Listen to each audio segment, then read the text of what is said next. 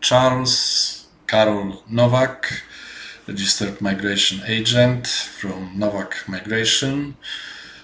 Today, few words about what sort of evidence, what sort of the documents needs to be provided with skilled visa. Skilled visa will be talking about the points-based visas, which needs an invitation either from Home Affairs or from the state. Okay, so it looks like I'm live now. We've got a few viewers already. Let's wait for a bit longer with chit chat for some other people to join, and I will start explanation what sort of the documents. A bit more about me. I'm the registered migration agent. Charles, as for locals, my Christian name is Karol, but locals are not able to comprehend that Karol is not a woman, so one moment in the bird with the bird, but call me Charles. Registered migration agent 1280062. That's my Mara number. You can check me on the Mara website if you wish. And yeah, Nowak Migration. That's my company, our company. I'm helping people, assisting people with various types of the visas, skilled visas, partner visas, work visas, employer visas, business visas, name it.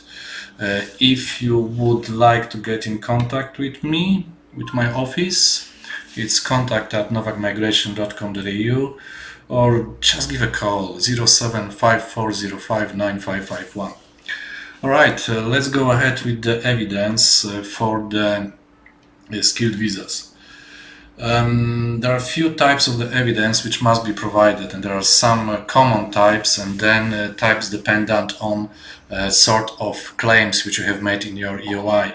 So identity documents, you have to prove the identity of the main applicant and the dependent. So identity documents, passport, no ifs, no buts, passport must be provided. There are some situations where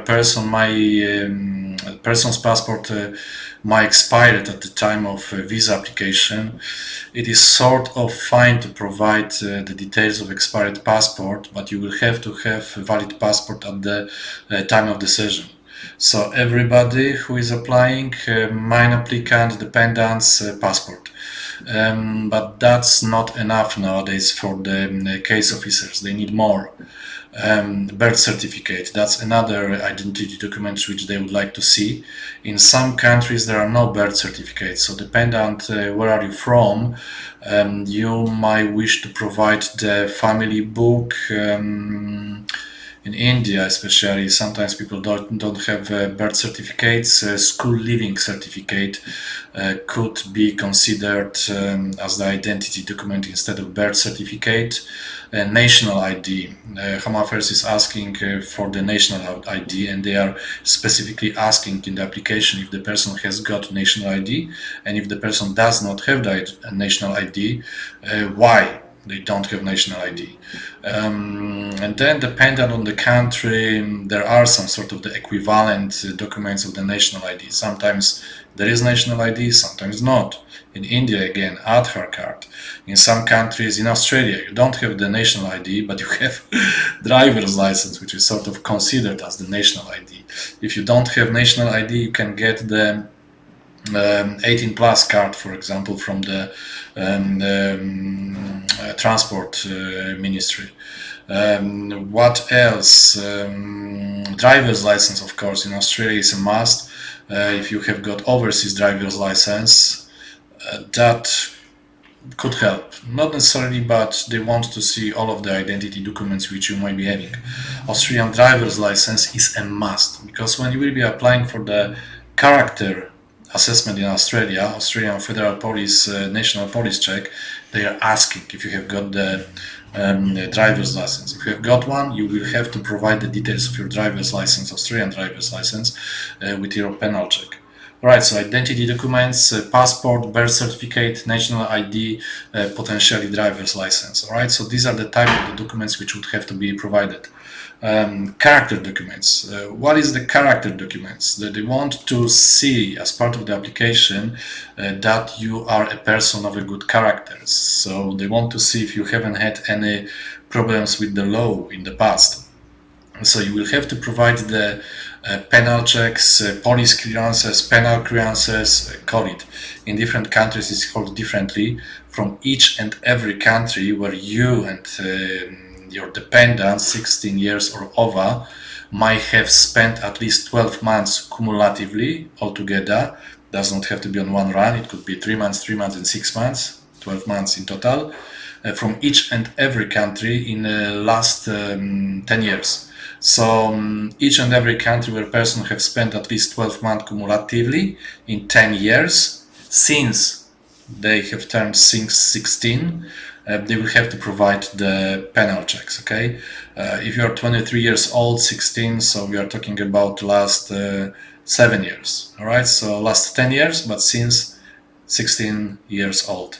Character documents. Do yourself a favor and provide also Form 80. At the moment, case officers are asking for Form 80 as part of the application. It's not listed as the document which is mandatory, but yes, case officers are asking for it, so be rather proactive than reactive and provide Form 80. Form 80 is part of the character assessment. So character documents, penal checks, and Form 80. Another one which is sort of common, partner and children. If your partner and children are included in the application, you will have to prove that your partner is actually your partner, that children are yours.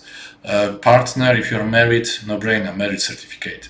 If children are yours, you're in your partner's, then birth certificates for your children, and that would usually clear the match and would be satisfactory evidence. However, nowadays case officers are also expecting that Form 1229 would also be provided as part of the application. 1229 Form Home Affairs.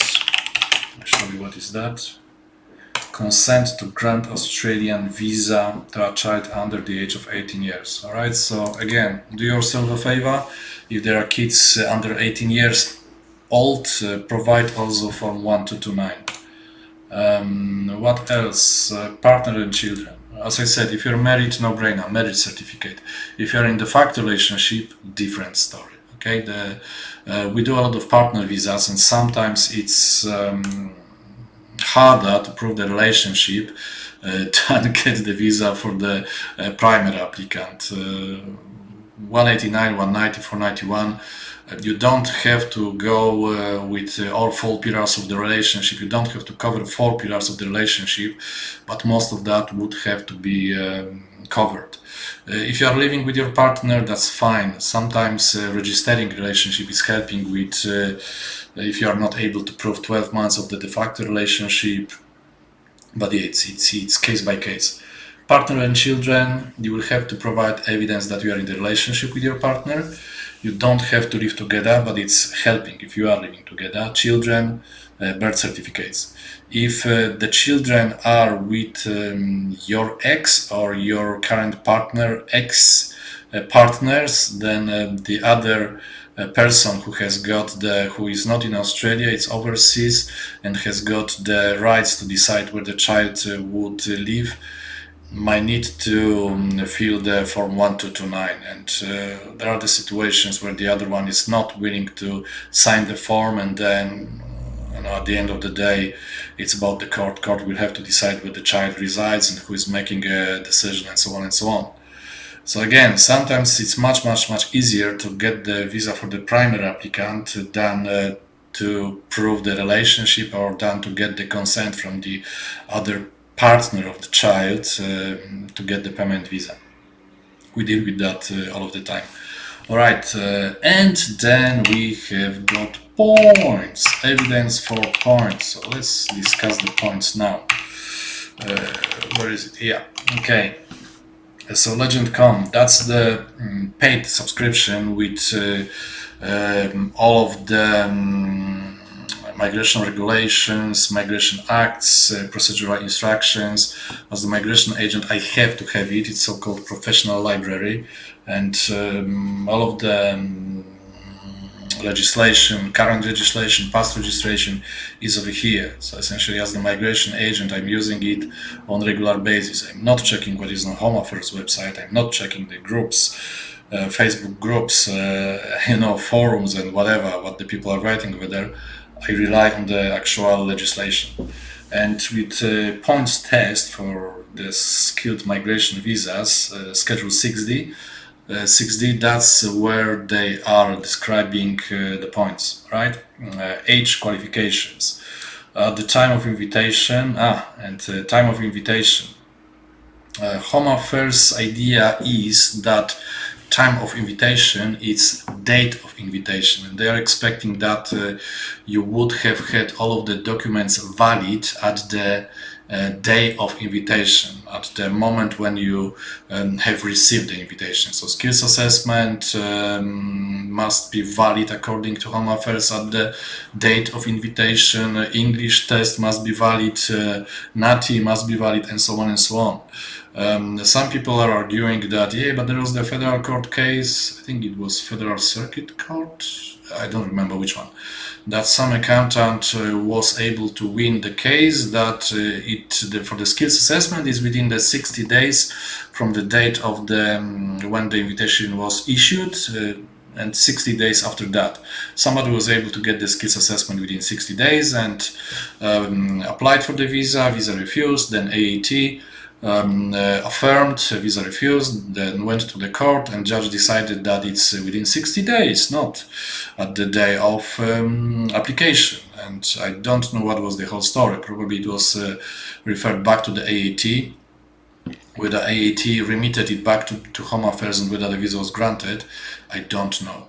Essentially, Home Affairs policy is that all of those documents must be valid at the date of application. So if you are on shore and if you're in this situation, if you want to give it a go, probably get prepared for the uphill battle with the AAT and the court, and then back to the AAT and potentially Home Affairs. Home Affairs has got their own policy and they are refusing. If you are offshore and your visa would be refused based on the fact that your skills assessment, English, whatever, was not provided at the time, was not valid at the time of the application, decision is final. You don't have the rights for the merits review. All right. So onshore, you might have options. Offshore, end of story. I wouldn't risk if I would be offshore. Age. Going back to the evidence for the points. Age, no brainer. Your age, it's from the birth until the date of invitation. You are within the particular bracket. English language qualifications. All right. So either competent English is an absolute minimum. Then superior English 20 points, proficient English 10 points. And there are the prescribed proficient proliferation. No, we don't want proliferation. Proficient has the meaning of regulation 115D. So you're going to the regulation. And you see 116D, where is 116D? 115D. 115D, where is 115D? 115D is here, proficient English. Person has proficient English if the person undertook a language test specified by the Ministry in stream of writing. The person is an applicant for a visa and the test was conducted in the 3 years immediately before the day on which the ministry invited the person. So conducted, so test when you sat the test. No, that's my understanding. Test not older than 3 years from the date when you sat the test. Instrument in writing,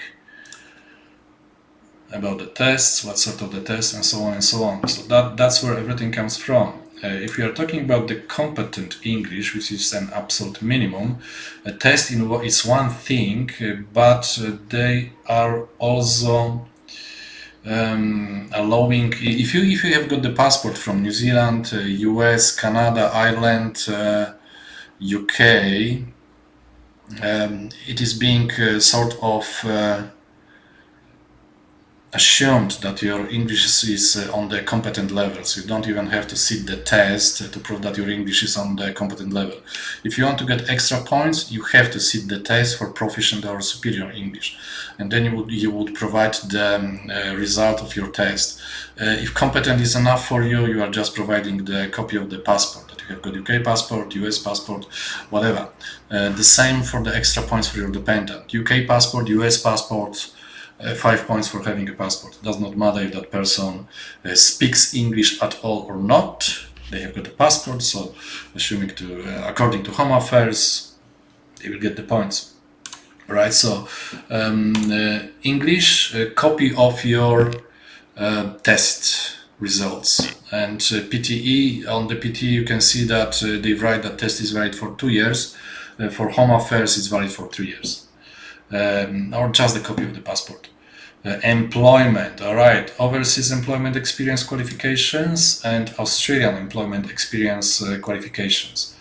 The employment is back 10 years from the date of invitation, okay? And you can have extra points for the overseas employment or for Australian employment, and employment must be on the skilled level. What is a skilled level? Case officers are looking at the skilled date on the skills assessment. If the date is provided, then case officers, especially with the ACS and with ASUS, they are taking away 2 years or 1 year. Then the case officers are looking at the ANSCO. If the qualifications are very relevant to your occupation, then usually the date when you would have finished your bachelor or whatever would be the skilled date. But be very careful with that. It's case by case. What you would have to provide, what sort of the evidence you would have to provide for the work experience. In general, more or less the same evidence which you would have provided with to the skills assessment authority should be sufficient for case officers. What they would like to see is the references. That's ideal, references, but there are specific requirements for the references, and essentially it should be on the official letterhead. The letterhead should indicate clearly the full address of the company and so on. The name of the position person authorized to sign the employment reference should be typed on, stamped below that person's signature. Contact number of the person writing the reference. All right. So email and contact number to the referee. All right. Remember about that. And the reference letter should indicate period of employment, whether part-time, full-time, and so on and so on. So references, that's a biggie. That's what they want to see, and they want to see it on the company's letterhead. And apart from the references, they want to see that you got paid for your job. So either pay slips, tax returns, payment summaries, a sort of pay slips, superannuation information, bank account statements, showing pay slips and bank account statements. That's the perfect combinations. So the employer is showing that you got paid for your job, and then you are showing the bank account statement with the money coming into your bank account statement. So that's the perfect combination. Reference letter, pay slips, bank account statement. All right, two different documents proving that you got paid for your job. If you don't have that, superannuation, especially in Australia, where the employer is being mentioned, and it could be from the superannuation website, or it could be from the ATO website. Tax returns from Australia or overseas could be taken into consideration. So that's sort of the evidence for the work experience. All right, and for the work experience overseas and work experience in Australia. They say the applicant had been employed. What does it mean, employed? Engaged in occupational remuneration for at least 20 hours a week. So for the skilled visas, 491, 190, 188, 20 hours per week is fine. So if you are in Australia on the student visa, you are allowed to work 40 hours per fortnight, let's say. If it was consistent 20 hours per week, that time could be climbed towards full-time employment for the 189, 190, 491. 186, 494, different story. Okay, over there the full time should be the proper full time according to fair work, 35, 38 hours per week. But for these skilled visas, 20 hours per week is fine. So you would have to provide evidence that you have worked consecutively at least 20 hours per week. Okay, in the occupation, and it must be in nominated skilled occupation or closely related skilled occupation. What is closely related? Closely related in general, according to Home Affairs, is within the same group of occupations. So if you will have a look at ANSCO, we get major groups, we get then minor groups within the major group, and then within the minor group we have got the other groups, and then we have got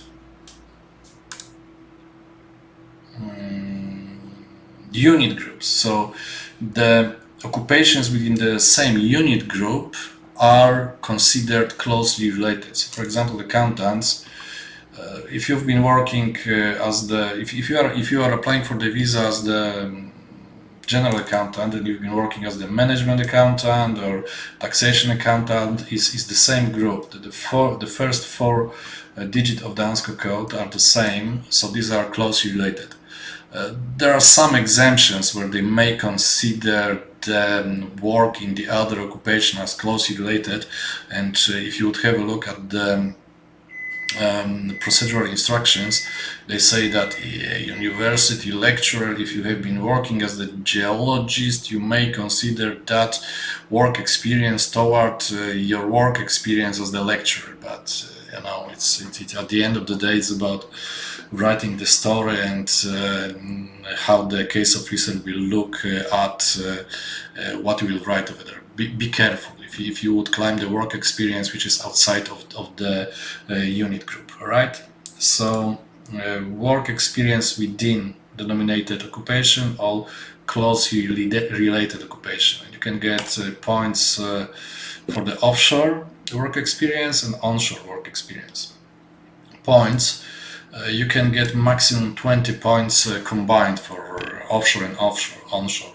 Let's say you would have 5 years of the work experience in Australia, 15 points, and 5 years overseas, 10 points. It would give you 25 points. No, you cannot get more than 20 altogether for overseas and Australian work experience. Professional year qualifications. Professional year in Australia, applicants nominated skill occupation, right? So the professional year must be in your occupation. The engineer cannot climb the professional year for if the engineer will do the professional year as accountant, cannot climb it towards the applications as the engineer. For a period of at least 12 months in the last 48 months. All right, so the professional year is valid for 4 years, and it's from the start date. So it must have been completed 12 months within 48 months. So it is my understanding that it would have to be that the 4 years is from the start date of the professional year. Okay, not from the end, but from the start date of the professional year. Educational qualifications. So you can get 10 points for the skills assessment, 10 points for the trade qualification in Australia, 10 points for diploma in Australia. So these two seems to be sort of redundant because you will get 10 points for the skills assessment no matter what, but well. 15 points for the bachelor, at least bachelor in Australia, or the award of at least bachelor qualification by another educational institution. Be very careful with the bachelor. Why? In some countries, bachelor from some countries is being considered as the advanced diploma in Australia, especially some South American people are having problems with that. Brazilians. If you would have studied for 4 years your bachelor in Brazil, it's sort of safe to assume that it might be considered equivalent of the Australian bachelor. If you would have studied for 3 years, it would be very likely considered as the advanced diploma. Advanced diploma, it's 10 points, not 15. How to ensure that your overseas qualifications are considered at the bachelor level in Australia. You either go to country education profiles, so that's paid service. I have got access to this, and if I have any doubts, I go over there and I'm checking. So that's how you do it. Let's go to Brazil, Europe subcontinent, and the Middle East, the Americas, Peru, Bolivia, Brazil. Then there's a list of institutions, assessment guidelines, education system in the particular country, and then I'm checking if it is over there. If you have been studying with the institution which is sort of endorsed by the government, usually it's listed over here. If it was some sort of the private institution which is not endorsed by the government, it very likely will not be here, and that whatever sort of diploma or whatever you could get from that institution might not be considered as the formal qualifications at all. So be very careful with that.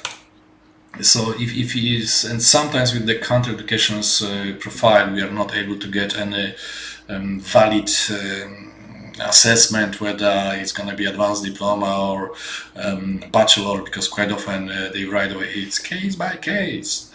Vet Assess. Vet Assess has been sort of appointed by Home Affairs as the institution which can do the assessment of your qualifications, and according to the procedural instructions, case officers are sort of obliged to take into consideration the Vet Assess determination about the qualification level from the particular country. It's called points test advice, but what they do over here, it's not about all of the points, it's just about the qualifications.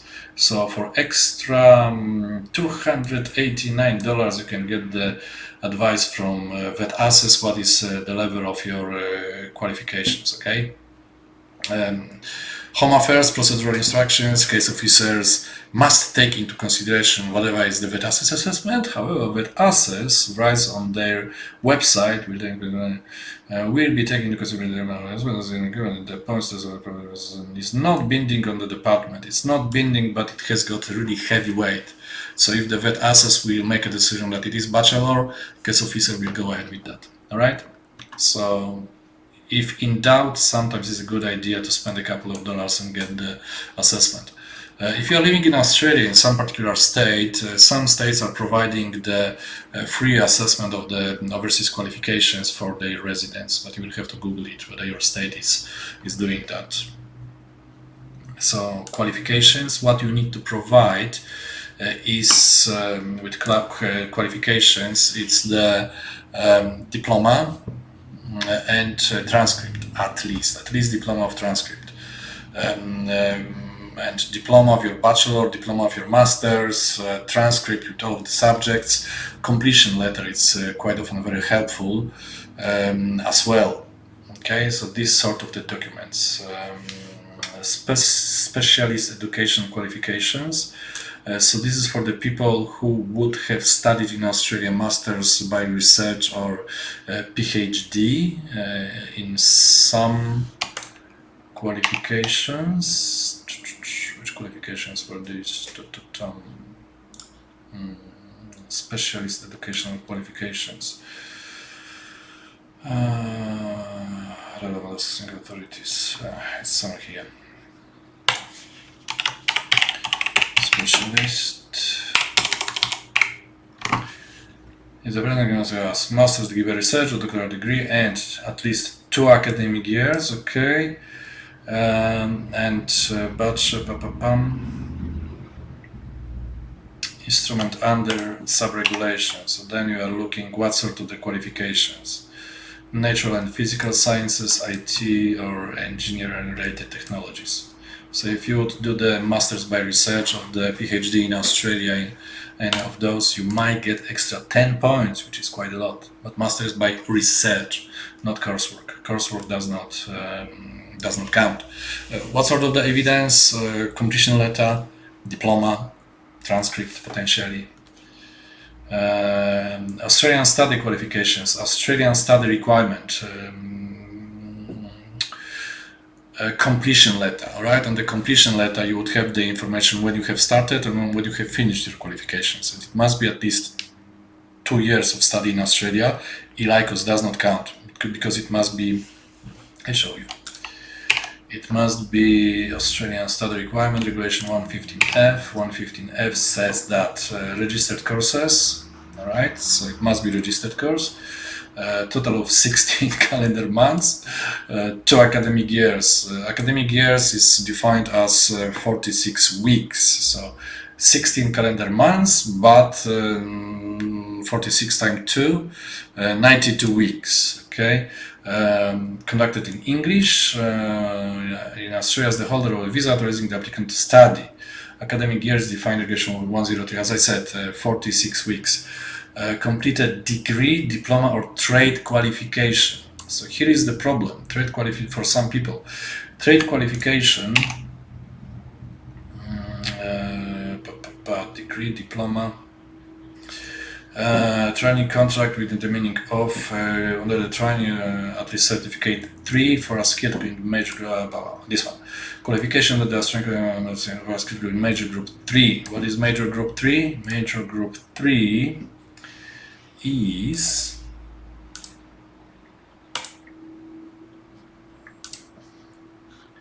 technicians and trade workers. All right, so if you have studied something in major group 4, certificate 4 of aged care, something like that, sorry, does not make you eligible for the points for the Australian study. If you would have done diploma, that's fine. They don't care what sort of the diploma, but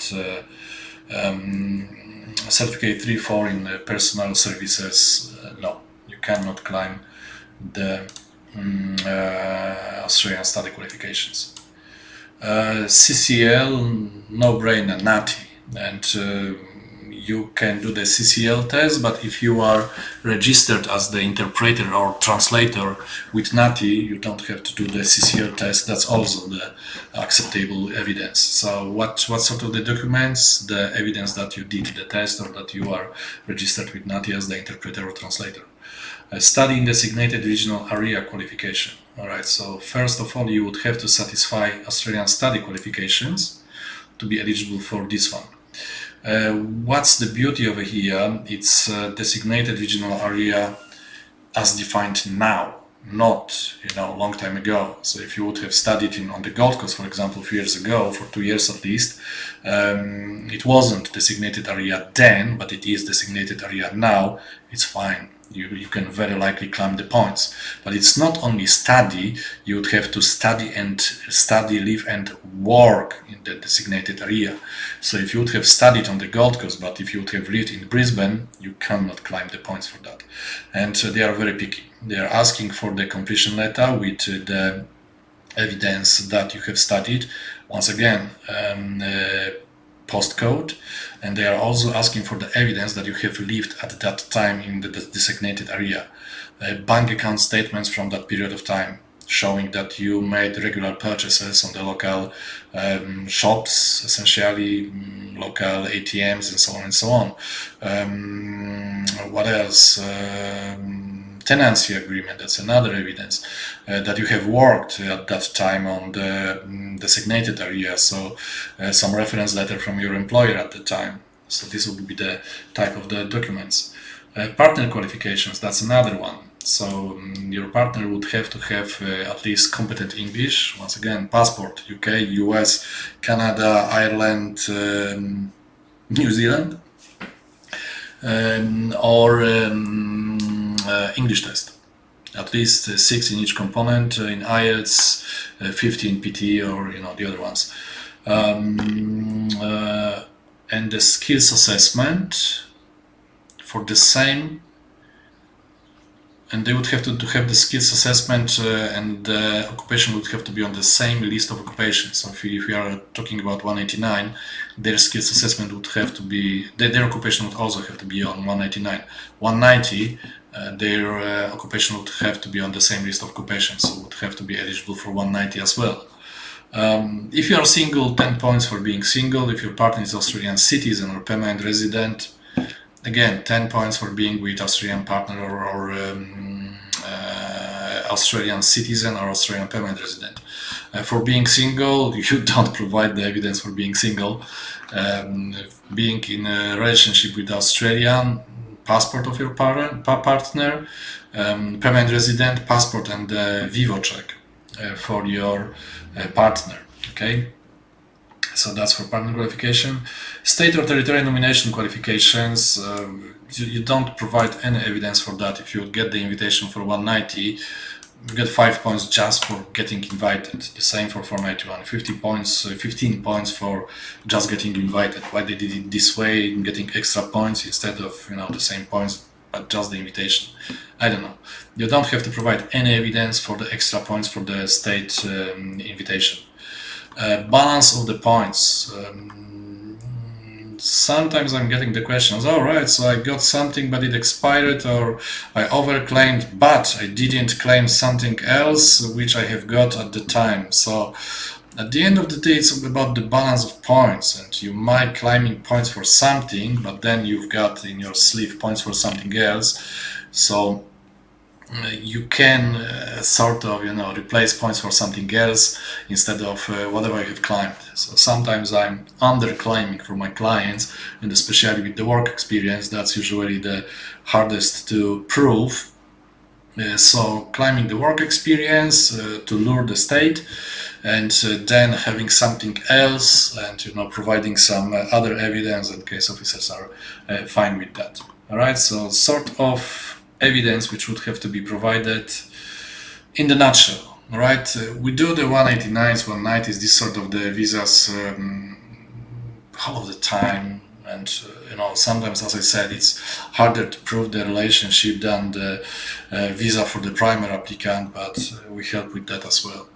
If you have received the invitation and if you need assessment of, maybe not assessment, assistance with your application, shoot us an email or give a call, and we can go ahead. We can assist with your application.